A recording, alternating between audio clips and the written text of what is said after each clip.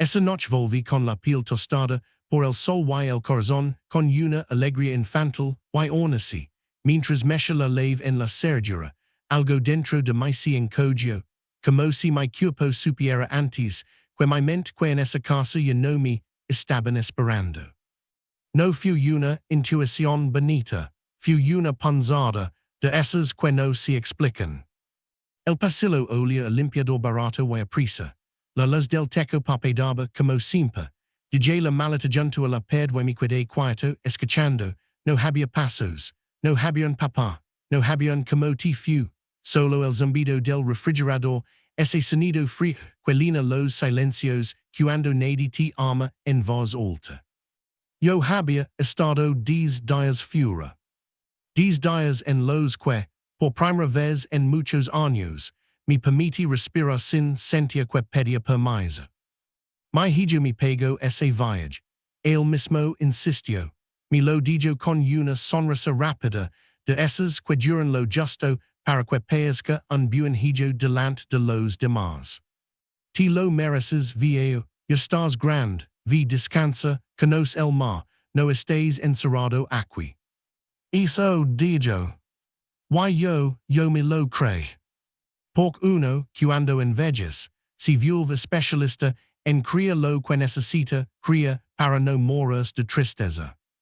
Me senté en la sala sin encender la luz. La casa tenía una oscuridad distinta, como si la ausencia también dejara sombra. Saqué el móvil.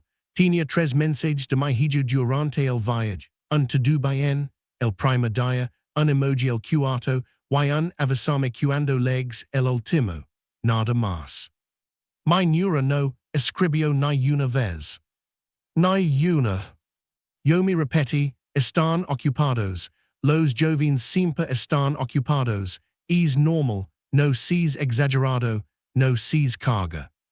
Esa frase, no seas carga, yo mismo me la había tatuado por dentro desde que murió mi esposa. Ella era la que hacía que esta casa tuviera calor.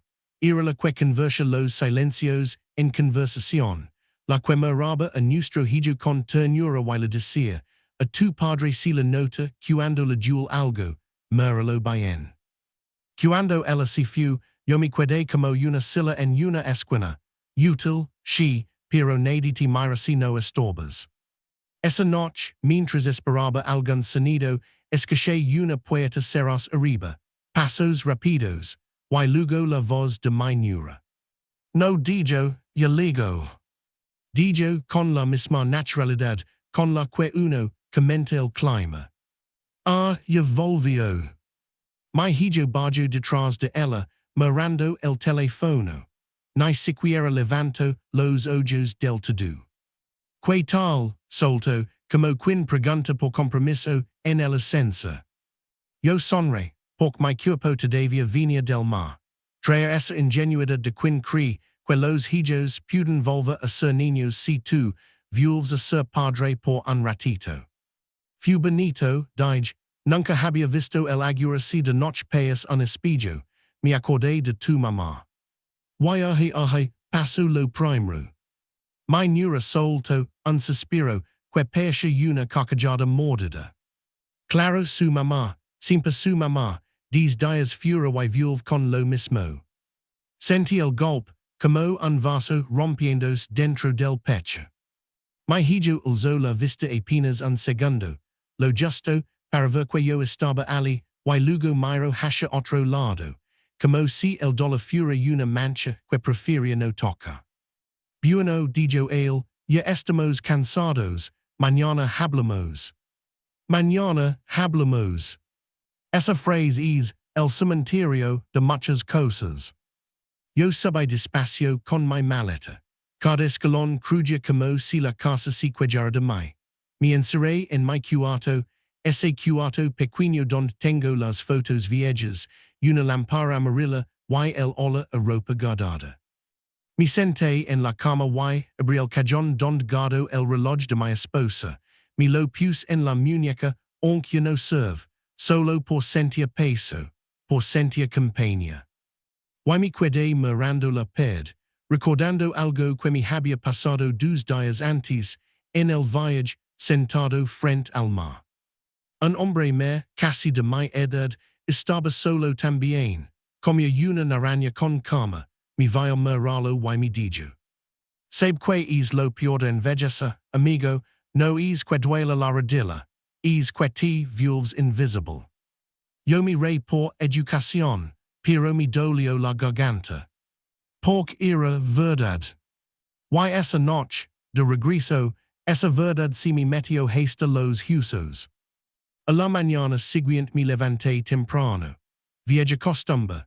Los viejos nos levantamos temprano aunque no haya nada que hacer, porque si te quedas en la cama, la mente te alcanza. Bajé a la cocina con cuidado, puse agua para café, el sonido del hervor me calmó un poco. Quais hacer lo correcto, tra algún recuerdo del viaje, una pequeña alegría. En la maleta tenía un imán de nevera con un atardecer, una pulsera sensibilidad artesania y una postal con una frase. No era caro, era simbólico. De esas cosas que un padre compra con ilusión, no con dinero. Los escaché baja, mi neura entró primero, impecable, oliendo a perfume fuerte. Mi hijo venía detrás, con esa cara de hombre que ya está en su cabeza antes de estar en su casa. Yo saqué la pulsera. Te traje esto, la dije ella, con una sonrisa torpe. Ella ni siquiera la tocó. La miro como si la hubiera ofrecido una piedra. ¿Y esto qué es? Preguntó. Una pulsera, la Roman 6 y pensé que. Pensaste, me interrumpió clavandome los ojos. Usted no piensa, usted gasta, usted hace cosas sin pregunta. Luego vienen las consecuencias y nosotros tenemos que arreglarlo. Yo me quedé quieto, sosteniendo la pulsera como un niño regañado. Mi hijo se sentó a la mesa y empezó a revisar correos en el teléfono, como si eso no fuera con él. Yo tragaré saliva. Es solo un detall. Mi neura soltó una risa seca. Detalls usted siempre con sus detalls. Sabe cuál sería el mejor detall, no estorba, no meta mano en lo que no entiende. Y luego lo dijo. Lo dijo con una naturalidad espantosa, como si lo llevara enciando semanas. Además, ese viaje no era un regalo, era una inversión, para que usted se relajara y dejara de ser un problema aquí. Sentí que el ella se me iba. Inversión, repetí sin cura. Ella apoyó los codos en la mesa, como quien va a explicar algo obvio. Sí, porque usted últimamente está lento, si le olvidan cosas, si le can cosas, si queda mirando al vacío, y eso de miedo, y a mí no me corresponde cuidarlo. La palabra cuidarlo, en su boca, sonó como una condena. Yo miré a mi hijo. Esperé no una defensa heroica, no un discurso, solo una frase, algo pequeño, algo que me hiciera sentir que todavía era su padre. Pero él no levantó la mirada. Solo dijo. No exageran. No exageran. Como si el problema fuera mi cara. Yo me apoyé en la encimera porque las piernas me temblaron. Y entonces mi neura remató, mirando a mi hijo, no a mí. Dial que lo que hablamos es en serio, que cuando vuelva del viaje no quiero dramas, y que si va a estar con esas nostalgias y esas historias, que si las guard. Yo no supe que decía, el café ya olía fuerte, pero a mí me olía a derrota. Me fui a mi silla en la esquina del comedor, esa silla desde donde puedo ver la ventana. Me senté y me quedé mirando hacia afuera como si fuera más fácil hablar con el mundo que con la gente de mi sangre. En el viaje caminando por la playa, yo había pensado, quizás esto sea un nuevo comienzo, quizás mi hijo me extrañó, quizás mi neura bueno, quizás mi neura solo necesita tiempo, todos necesitamos tiempo. Pero en esa mesa, Intendi algo que me costó admitir, no me extrañaban. Me toleraban. Y la tolerancia, cuando se disfraza de familia, es una forma de crueldad elegante. Pasaron los días. Yo intenté ser útil, lavé platos, barrí, ordené el garage, puse mis cosas en menos espacio, hice menos ruido al caminar, hablé menos. Aprendí a abrir el refrigerador sin cuestión demasiado. Aprendí a toser con la boca cerrada para que no se notara. Aprendí a existir como si existe en una casa ajena. Mi hijo ya no me preguntaba nada del viaje, ni del mar, ni de mi esposa, ni de lo que yo sentí al ver el atardecer. Y mi nura empezó a hablar como si yo fuera un mubel con falas. Otra vez dijo la luz prendida. ¿Por qué se demoró tanto en el baño? ¿Qué está buscando? No revuelve. Yo tomo sus pastillas, o también se la olvida eso. Todo con una sonrisa pequeña que no llegaba a los ojos. Yo le decía sí a todo. Porque cuando es viejo y depends del techo de otros, el orgullo se vuelve un lujo. Una tarde, escuché a mi hijo hablando por teléfono en la sala. No sabía que yo venía bajando. No mamá o si ya sabes que papá está aquí pero es complicado, ella no quiere si yo sé yo. Mamá. Él decía mamá como si ella estuviera viva, como si la llamara desde el pasado. Me detuve en la escalera, con el corazón apretado. Yo veo que hago, dijo él, pero no me presiones. Y colgo. Cuando me vio, se sobresaltó un poco, como un niño atrapado en una travesura. Que haces despierto, ya es tarde. Yo no le pregunté nada. Otra cosa que aprendes, hay preguntas que te rompen más si te responden. Esa noche en mi cuarto, miré el techo durante horas. Pensé en mi esposa. Pensé en cómo ella decía, los hijos cambian, pero el ama de un padre no debería humilarse. Yo recordé cuando mi hijo era pequeño y se enfermó de fiebre alta. Yo no dormí 2 noches. Lo tuve en brazos, caminando por la casa, con miedo de que se apagara. En ese momento, mi mundo era su respiración. Y ahora mi mundo era no ser estorbo. Me levanté temprano de nuevo. Esa mañana hacía frío, me dolían los dedos. Bajé a la cocina con el cuerpo pesado, como si la tristeza pesara de verdad. Abrí la alacena para sacar un plato y se me resbaló de las manos, que se rompió en 2 pedazos. El sonido fue pequeño, pero en esa casa los sonidos pequeños se vuelven crimen. Mi nura apareció casi de inmediato, como si viviera alerta para detectar mis errores. ¿Qué hizo? Gritó. Yo me agaché para recoger, con cuidado, porque me da miedo cortarme. La piel de los viejos se abre como papel. Fue sin querer. Sin querer, siempre sin querer, dijo ella. Sabe cuanto cuestan las cosas, sabe el trabajo que mantener una casa. Mi hijo apareció detrás, con cara de fastidio. ¿Qué pasó?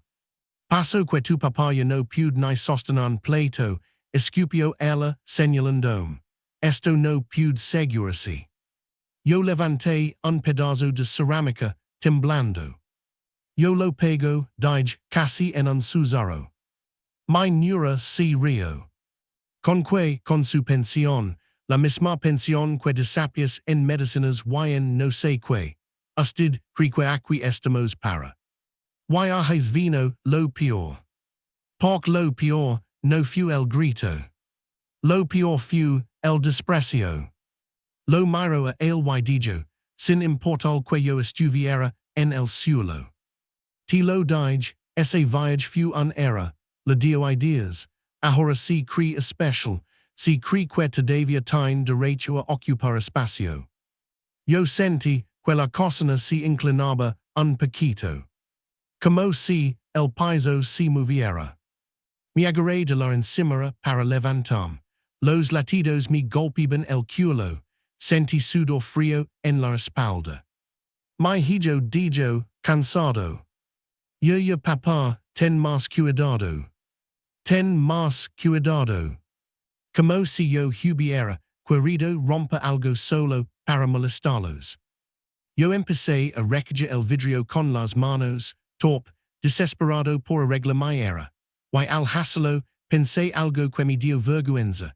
Pensé que si dejaba todo limpio, quizás me hablarían normal. Como si el ama se pudiera comprar con obediencia. El cuerpo me avisa antes. Un mero que sabio desde el estómago hasta los ojos. La vista se me nubló, la cocina se volvió un túnel. Quais decía me siento mal, pero la voz no me salió. Mi neura seguía hablando, oía su voz como desde el fondo de una piscina. Why no me vengas con que es tu padre, yo también tengo límites, yo no formé para cuidar ancianos, yo no. Yo estiré la mano para apoyarme en la mesa. No legaré. Mis rodillas doblaron como si fueran de otro. Why que en mi propia cocina como que un árbol viejo, sin ruido heroico, sin drama bonito, solo un golpe seco contra el piso frío. Lo último que Roman 6 fue el bord de la nevera, y disparéis, nada. No sé cuánto tiempo pasó. En la oscuridad, escuché mi corazón como un tambor lejano, y luego, un sonido que me atravesó. Mi hijo gritando, mi nombre. Papá, papá. Ese papá no lo decía hace años con esa voz. Yo abrí los ojos apenas. Vi su cara encima de mi pálida, vi las manos de mi nuera, temblando, pero no por compasión sino por miedo. Miedo de que yo me muriera ahí. Miedo de las consecuencias. Layman a alguien, intenté decir, pero mi lengua era pesada. Mi hijo me levantó un poco la cabeza. Tranquilo, yo perdoname, papás perdoname. Esa palabra, perdoname, me golpeó más fuerte que la queda. Porque el perdón cuando llega tarde, no cura, solo confirma el daño. Me subieron a un coche, recuerdo luces, el ruido de una sirena, mi neura diciendo, yo sabía que esto iba a pasar, yo lo sabía. Como si mi desmio fuera una confirmación de su discurso. En urgencias olía a alcohol y a cansancio humano. Me pusieron una pulsera en la muñeca. Me acostaron en una camilla. Un médico joven me miró con una seriedad incómoda. Me tomó la presión. Frunció el ceño. Desde cuando se siente así. Yo iba a decir, desde que me volví invisible, pero solo dije. Desde hace meses. El médico miró a mi hijo. Necesito hablar con ustedes también. Mi neura se adelantó, como siempre. Doctor, yo le dije a mi esposa que su papá ya estaba raro, si le olvidan cosas, si que está como ido. El médico no respondió a su juicio, solo pidió análisis, electrocardiograma, estudios. Yo veía a mi hijo caminar de un lado a otro, con la mano en la nuca, como un hombre a punto de romperse. En un momento, él se acercó a mí y me tomó la mano. No lo hasha desde niño. Papá lo del video yo quería que estuvieras bien. Yo lo miré, quais creal. Pero ya sabía algo, hay regalos que no son ama, son culpa envuelta en papel bonito. Me dejaron en observación, pasaron horas, la noche se hizo madrugada. Yo no dormí. Miraba el techo blanco del hospital y pensaba, si se siente esta entre la vida y la nada, y descubría que la vida, en tu propia casa, ya era una forma de nada. Al amensa, Entro el médico con una carpeta en la mano. Detrás de él venía una mujer con uniforme distinto y una expresión que no era de urgencias, era de algo más serio. El médico miró a mi hijo, luego a mi nuera, y dijo despacio, como quien sabe que va a cambiar la vida a alguien. Señor, antes de que hablemos del desmio necesitamos hablar de otra cosa que apareció en los resultados. Mi hijo trajo saliva. ¿Qué cosa? El médico bajó la mirada hacia mí, y por primera vez sentí que mi miraba no como a un anciano sino como a un hombre. Su grupo sanguíneo y ciertos marcadores no coinciden con lo que figura en algunos registros familiares que nos dieron, y hay un dato que no puedo ignorar. Mi nuera frunció el ceño, molesta, como si la sincera estuviera perdiendo el tiempo. Doctor, pero si va a morir o no. Él la miró con frialdad clínica. No lo sé todavía, pero lo que sí sé es que aquí hay algo que ustedes no saben, y tal vez el que menos lo sabe es usted. Y señaló a mi hijo. Yo sentí un escalofrío tan profundo que no tuvo que ver con fiebre. Porque en ese instante, entendí que el viaje no era el centro de esta historia. El viaje solo fue el empujón. Lo que venía era una verdad enterrada. Y las verdades enterradas, cuando salen, no piden permiso. Solo distraen lo que encuentran. El médico cerró la puerta con suavidad, como si el silencio fuera parte del diagnóstico. El sonido del pestillo me pareció más fuerte que la sirena de la ambulancia. Yo estaba despierto, con los ojos abiertos, pero nadie parecía darse cuenta de que estaba escuchando cada palabra, cada respiración contenida, cada miedo mal disimulado. Mi hijo se quedó de pie, rígido. Mi nuera cruzó los brazos. Ese gesto lo conoce bien. Era el mismo con el que cerraba cualquier conversación incómoda en casa. El mismo con el que marcaba distancia. El mismo con el que decía, esto no me toca. El médico se aclaró la garganta. Antes de hablar del colapso, hay algo que apareció en los análisis que no es habitual. Algo que no coincide con los antecedentes que ustedes proporcionaron. Mi hijo parpadeó varias veces, como si no entendiera. Antecedentes. Sí, historia, familia, grupo sanguíneo, compatibilidades. Yo sentí que el pecho se me apretaba, no de dolor físico, sino de una incomodidad antigua, profunda, como si una puerta muy vieja estuviera empezando a crujir dentro de mí. Mi nuera bufó. Doctor, perdón, pero mi suegro se desmayó porque está viejo, está estresado y porque no se cuida. No creo que haya que. El médico la interrumpió con un gesto firme, pero educado. Señora, por favor, esto es importante. Esa señora la dijo quieta, no por respeto, sino por sorpresa, nadie la frenaba nunca. El médico continuó. Los marcadores genéticos que analizamos de rutina no concuerdan con la filiación que figura en los registros del señor. Mi hijo frunció el ceño. No entiendo. Dicho de forma sencilla, dijo el médico, bajando un poco la voz, usted no es compatible genéticamente con su padre. La palabra padre quedó suspendida en el aire, pesada, peligrosa. Yo cerré los ojos. Porque en ese instante, supe que aquello que yo había enterrado durante décadas acababa de encontrarlas. Mi nuera fue la primera en reaccionar. Como que no es compatible, está diciendo que. El médico asintió despacio. Estoy diciendo que, según estos resultados, el señor que está en esta camilla no es el padre biológico del hombre que está frente a mí. Hubo un silencio tan largo que pude escuchar el tic de un reloj en la pared. Mi hijo me miró. No con rabia. No con desprecio.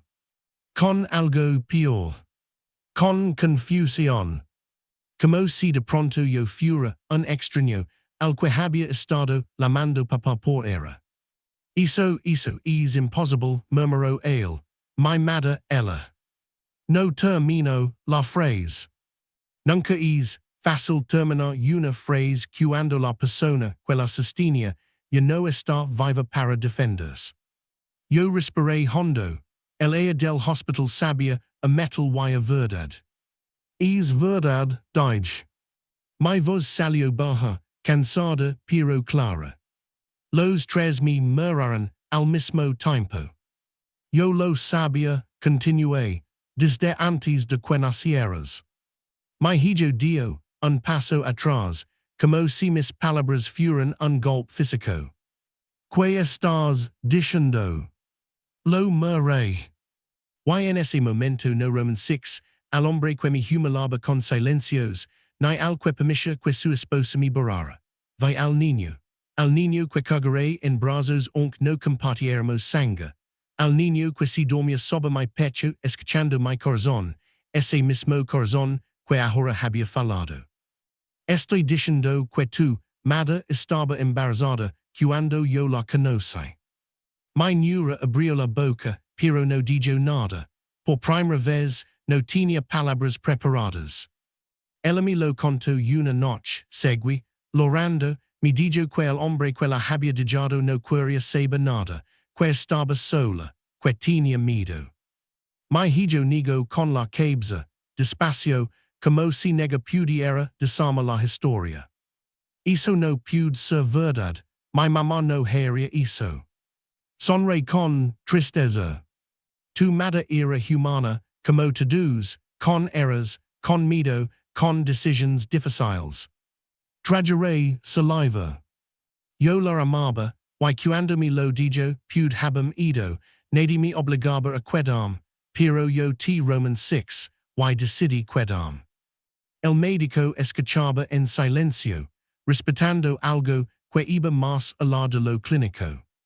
Decidí ser tu padre, dije, no porque te hubiera hecho sino porque quais. Mi hijo se dijo que en la silla junto a la cama, sus manos temblaban. Entonces, todo fue mentira. No, respondí rápido, nada fue mentira. Lo único que no compartimos fue sangre, todo lo demás fue real. Mi nuera se pasó una mano por el cabello. Esto es una locura, dijo, esto cambia todo. Ahí estaba, la palabra que yo sabía que vendría. Cambia. Como si el ama tuviera fecha de vencimiento, cuando se revela el origen. El médico rompió el silencio. Señor, le dijo a mi hijo, independientemente de este hallazgo, su padre o la figura paterna que lo crió sufrió un colapso grave. Y hay algo más. Mi corazón dio un salto torpe. Los niveles de estrés crónico, presión arterial, y ciertos indicadores neurológicos muestran un deterioro acelerado. No es solo la edad. Es desgaste emocional. Mi nuera soltó una risa nerviosa. Está diciendo que se enfermó por estrés. El médico la miró fijamente. Estoy diciendo que nadie se desmaya en su propia cocina solo porque es viejo. El cuerpo avisa cuando la carga emocional es constante. Mi hijo bajó la cabeza. Yo sentí un cansancio tan profundo que me dolían los huesos. Doctor, dijo él en voz baja, se va a recuperar. El médico suspiró. Físicamente, con tratamiento y cambios, sí, pero hay algo que ningún medicamento puede arreglar. ¿Qué cosa? Como vive, y con quién? Esa frase quedó como una sentencia. Mi nuera se irguió. Perdón, ¿qué está insinuando? El médico fue directo. Que este hombre no puede volver un entorno donde se siente una carga. Yo seré los ojos. Porque eso yo lo sabía. Nos dejaron solos un momento. Mi hijo no me miraba. Yo tampoco lo miraba. Había demasiadas cosas flotando entre nosotros, reproches no dichos, sacrificios invisibles, años de silencio mal interpretado. Finalmente habló. Porque nunca me lo dijiste. Lo pensé de verdad. Porque tenía miedo de perder. Él apretó los labios. Perdón si ni siquiera eras mí. Se detuvo. Respiró hondo. Perdón dijo, no quais. No pasa nada, respondí. Las verdades grandes siempre duelen cuando salen. Me miro por primera vez a los ojos, desde el hospital. Yo pensé que el viaje que con eso, que todo iba a estar bien. Ahí estaba otra vez. El viaje. Como si días, frente al mar pudieran compensar años de abandono emocional. Los viajes no arreglan lo que se rompe en la mesa de la cocina, le dije, ni lo que se dice o no se dice. Mi neura se levantó.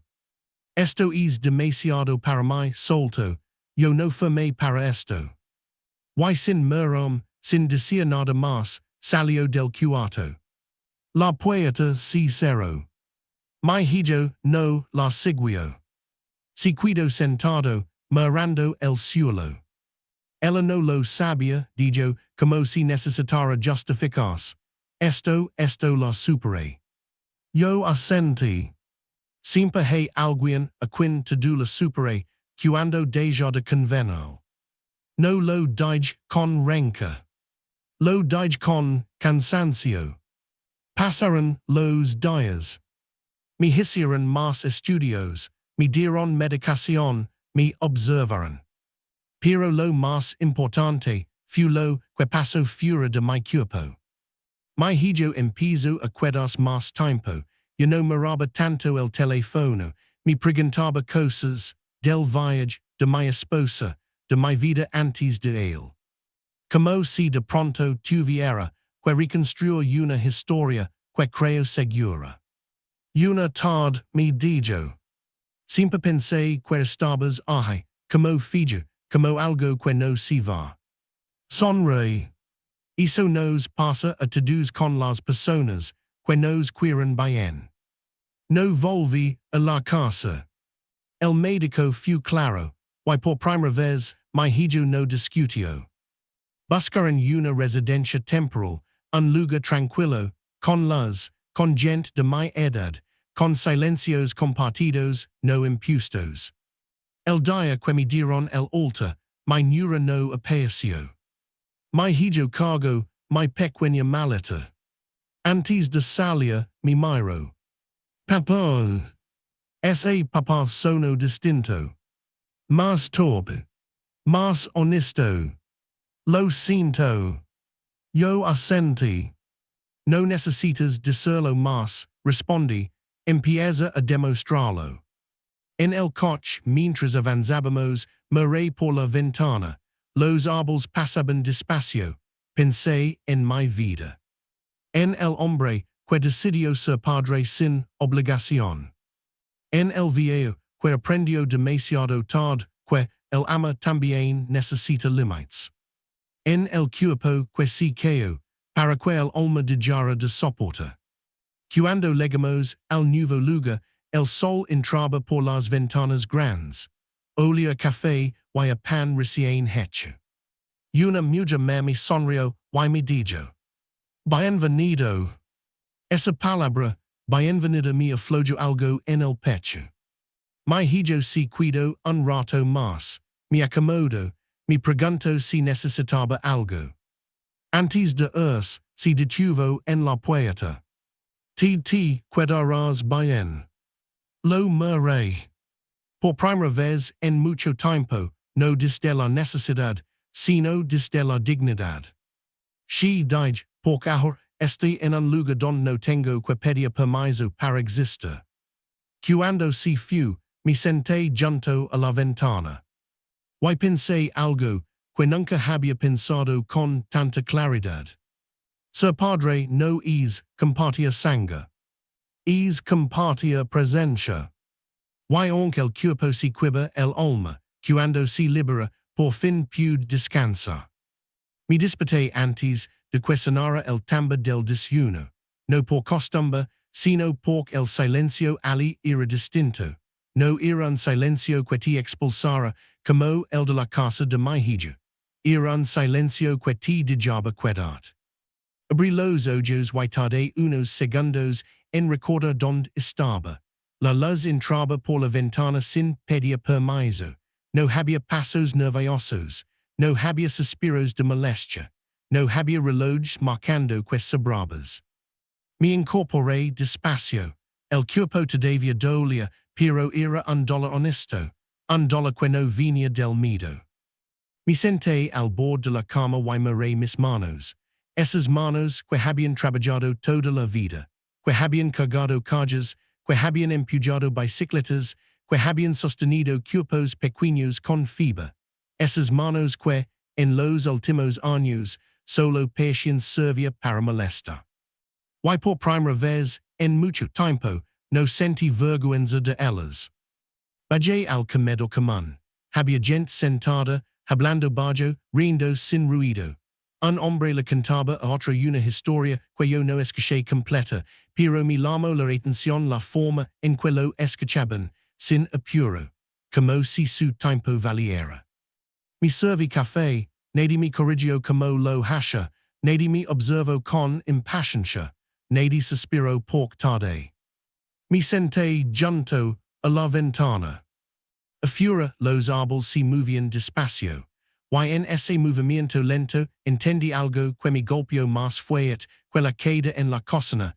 Yo no estaba roto. Estaba cansado de vivir donde no era bienvenido.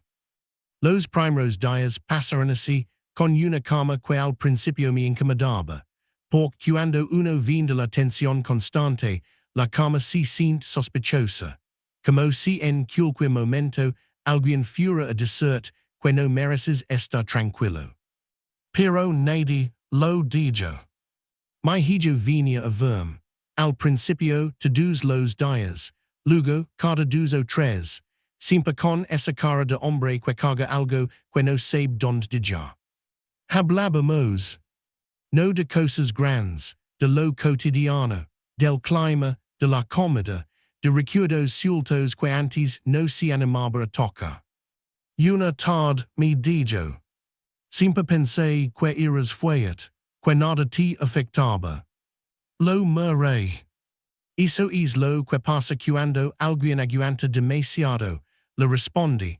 Los demás creen que no duele. Si quedo calado. Después me preguntó, con una voz más baja. Te dolió lo que ella te decía. No hizo falta nombrarla. Asentí. Más de lo que imaginas dije, pero no por las palabras, por tu silencio. Esa verdad cayó entre nosotros como una piedra en el agua, sin ruido grande, pero con ondas largas. Mi hijo apretó las manos. No supe hacerlo mejor. No respondí, pero ahora sí pude elegir. No volvió a justificarla. Eso fue nuevo. Un día sin avisar, ligo solo. No traer el teléfono en la mano. Se sentó frente a mí y me miró como si fuera la primera vez que lo hacía de verdad. Ella se fue, dijo. No pregunté cuándo, no pregunté cómo. Solo lo miré. Dijo que no podía vivir con todo esto, continuó, que se sentía engañada, que nada era como pensaba. Sonreí con tristeza.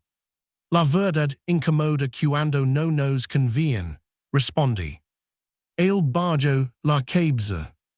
Yo dije que te tratara mal.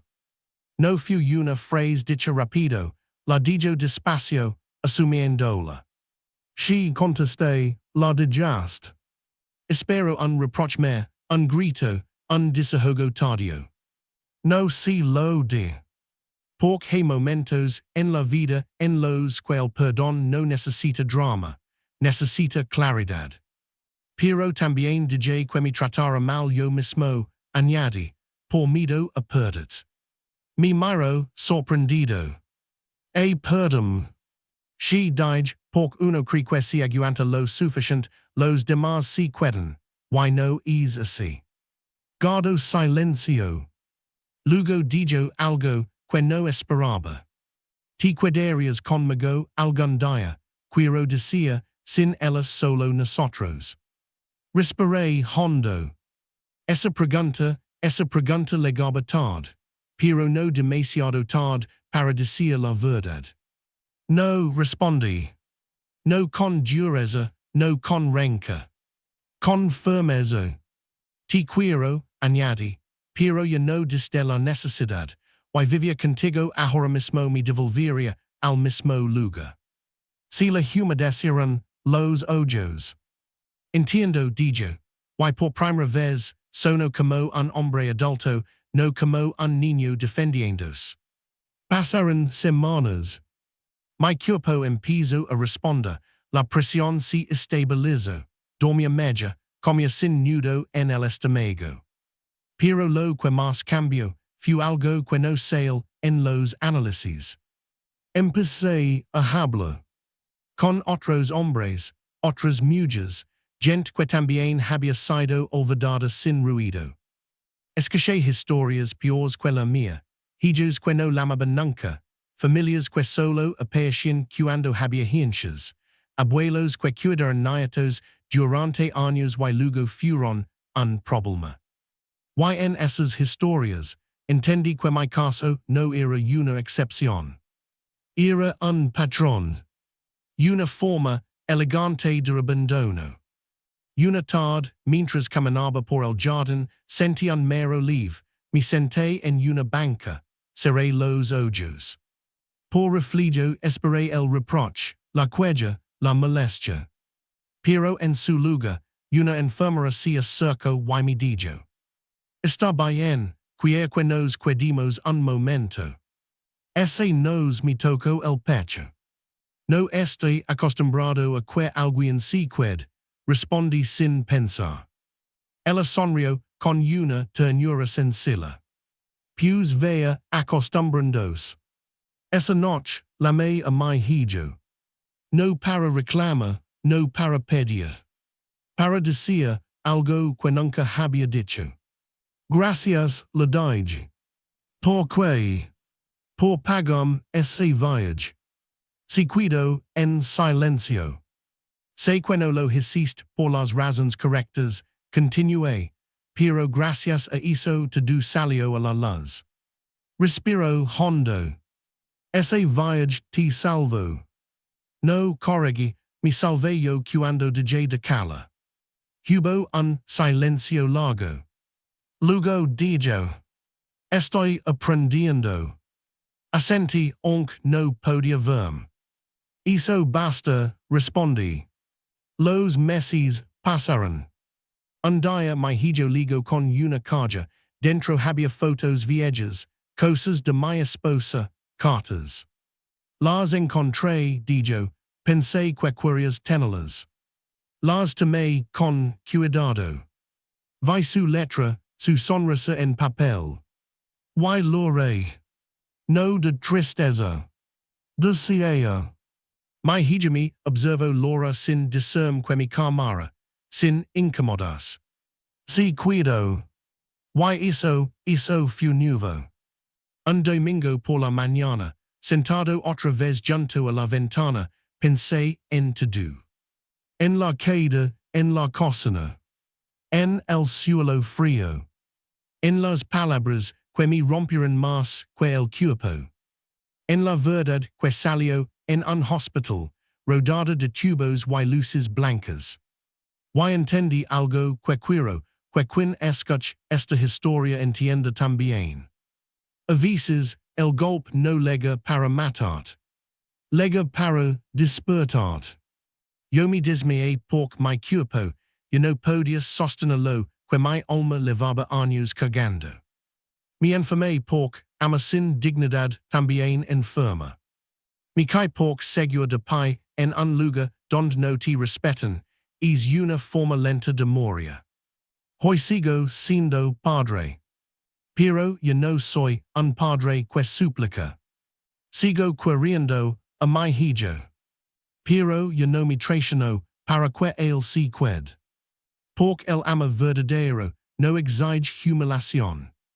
Y la familia no se demuestra con viajes pagados, ni con tecos compartidos. Se demuestra con respeto, con presencia, con cuidado real. Si alguien que escucha esto se siente invisible en su propia casa. Si alguien aguanta insultos disfrazados de carácter. Si alguien cree que el ama se compra calando. Quiero decir algo que aprendí tarde, pero aprendí. Nunca es tarde para levantarse del suelo. Nunca es tarde para elegir un lugar donde tu existencia no moleste. Nunca es tarde para dejar de sobrevivir y empezar a vivir. Yo no perdí un hogar. Recuperé mi dignidad. Y eso she cambió mi vida.